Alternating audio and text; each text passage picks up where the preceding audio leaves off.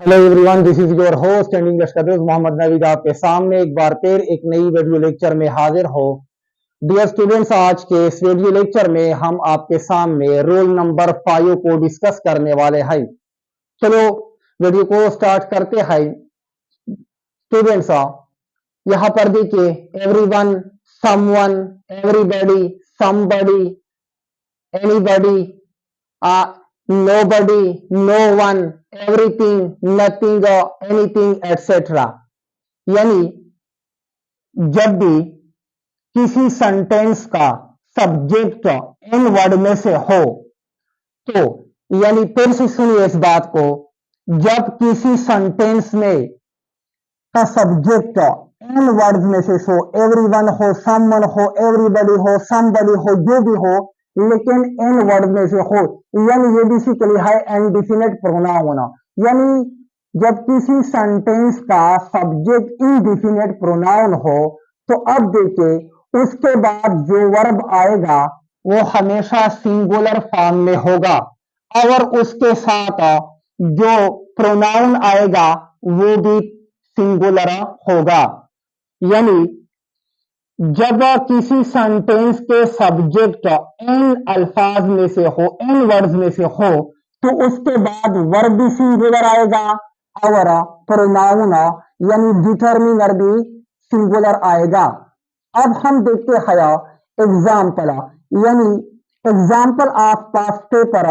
ये कुछ ऐसे एग्जाम्पल है जो पिछले किसी न किसी एग्जाम में दिए थे और वहां पर एग्जाम में एग्जामिनर आपको किस तरह सेंटेंस देता है, वो कैसे आपको धोखा देता है, वो किस तरह सेंटेंस आपको देता है और वो सेंटेंस के किसी न किसी वर्ड्स में या किसी न किसी पार्ट्स में वहां पर जरूर मिस्टेक होता है, लेकिन आपने बस इस रूल को समझना होगा, आपने इस रूल का कंसेप्ट बनाना होगा, तब आप उस मिस्टेक को करेक्ट करोगे।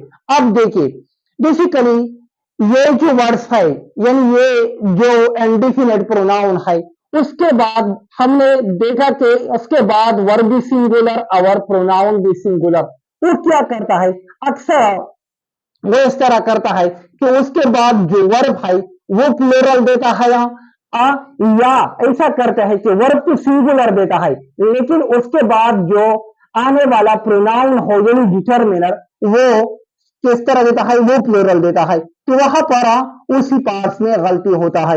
अब देखिए एग्जाम्पल को देखिए, फर्स्ट एग्जाम्पल है someone has taken my cell phone. अब देखिए हमारा सेंटेंस शुरू है, यानी इस सेंटेंस का सब्जेक्ट है समवन, ये हमारा सब्जेक्ट है, समवन इस सेंटेंस का सब्जेक्ट है और हमने पढ़ा कि समवन हो या एवरीबॉडी हो, समथिंग हो, लेकिन उसके बाद वर्ब हमेशा सिंगुलर आएगा। अब देखिए यहां पर दो वर्ब है, यहां पर ये भी, ये हमारा हेल्पिंग वर्ब है और ये हमारा मेन वर्ब है। देखिए अब यहां पर देखिए किस तरह का वर्ब आना चाहिए, तो यहां पर सिंगुलर वर्ब आना चाहिए और हैज एक सिंगुलर वर्ब है। इस बेस पर ये सेंटेंस में कोई गलती नहीं है। अब दूसरे सेंटेंस को देखिए, सेंटेंस का सब्जेक्ट है एवरीवन, यानी everyone are trying to get passes to music festival Iqbal park. अब देखिए सेंटेंस का सब्जेक्ट एवरीवन है, उसके बाद हमने देखा कि उसके बाद सिंगुलर वर्ब आएगा। यहां पर देखिए ये हमारा आर हेल्पिंग वर्ब है और ये मेन वर्ब है, मतलब ये प्रेजेंट कंटिन्यूअस टेंस है। अब देखिए यहां पर सिंगुलर वर्ब का आना चाहिए, तो यहां पर गलती किस पार्ट में है, यहां पर गलती इसी में है। अब यहां से हमने क्या करना है, इस आर को रिमूव करना है और इस आर की जगह हमने क्या लगाना है, इस को लगाना है। अब आप सोच रहे होंगे कि वहां पर एग्जाम में हमें किस तरह देखना है इस मिस्टेक को। देखिए वहां पर आपको एक ऐसा सेंटेंस देता है अगर वहां पर आपको 4 ऑप्शन देते हैं, option option A B C D, और ऑप्शन ए में जिस तरह देता है, ऑप्शन ए में आर देता है, बी में इज देता है, इस तरह वाज वर्ब देता है या हैव देता है। तो वहां पर आपने देखा है कि हमने इन वर्ड्स के बाद क्या रूल सीखा। अब इसी तरह आप वहां पर इस पार्ट में यानी एक वर्ड में वो आपके लिए मिस्टेक छोड़ता है और वहां पर आपने जहां पर जिस ऑप्शन करेक्ट हो फिर वहीं पर आपने क्लिक करना है। इसी तरह तीसरे एग्जाम्पल को देखिए, everyone is fully armed with their own weapons. अब देखिए सेंटेंस का सब्जेक्ट है एवरीवन और हमने पढ़ा कि एवरीवन हो या एवरीबॉडी हो या समबडी हो या समथिंग हो, जो भी हो यानी इंडेफिनिट प्रोनाउन हो उसके बाद सिंगुलर वर्ब आएगा। यहां पर देखिए, यहां पर ये तो ठीक है, वर्ब तो ठीक दिया है, इज आया है। अब हमें आगे देखना है कि क्या ये सेंटेंस आगे भी ठीक है या कोई गलती है। देखिए फुली आर्म्ड विद डियर, यहां पर देखिए ये डियर क्या है, प्रोनाउन यानी ये डिटरमिनर है। अब यहां पर हमने पढ़ा कि सिंगुलर वर्ब भी होगा और सिंगुलर प्रोनाउन यानी सिंगुलर डिटरमिनर भी आएगा। अब यहां पर देखिए देयर हमारा एक प्लूरल डिटरमिनर है, तो यहां पर हमने इसको हटाकर इसकी जगह हमने सिंगुलर डिटरमिनर का यूज करना है। तो यहां देयर की जगह हमने क्या यूज करना है, को यूज करना है। अब हमारा सेंटेंस करेक्ट हो गया। इसी तरह एग्जाम्पल नंबर 4 को देखिए, everything that I like to eat are fitting. अब इस सेंटेंस में दो क्लासेस है। अब इस सेंटेंस को थोड़े कंसंट्रेशन के साथ सुनिए। देखिए दो क्लासेस है, एक क्लास ये है that I like to eat. यहां पर देखिए ये that I like to eat ये क्या है, ये हमारा सब रिलेटिव क्लास है। क्या है, रिलेटिव क्लास है। और इसके बाद एवरीथिंग आर फिटिंग ये हमारा इंडिपेंडेंट क्लास है।